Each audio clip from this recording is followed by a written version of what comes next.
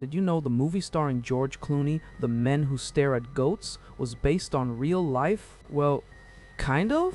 It was based on a manual titled The First Earth Battalion. In the late 1970s, after Vietnam left the US Army bruised and searching for new ideas, a long-haired lieutenant colonel named Jim Channon spent months in California's New Age communes and came back with a 125-page manual titled The First Earth Battalion. His vision: soldiers who could walk through walls, become invisible, greet enemies with sparkly eyes, and, if needed, stop a goat's heart just by staring at it.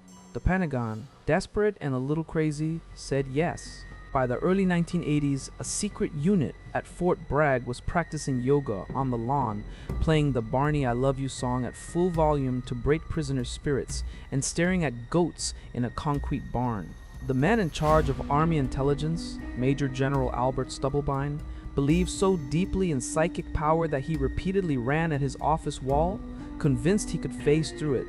But he never did. He just got headaches. Bro thinks he could be Harry Potter. Well, millions of dollars and dozens of goats later, the results were mixed. One goat did die of an apparent heart attack hours after a civilian psychic stared at it. The Army filed the report under inconclusive. The programs were quietly folded in the 1990s, but some of the same men popped up again as contractors in Iraq, still playing that Purple Dinosaur song to prisoners in shipping containers under the desert sun.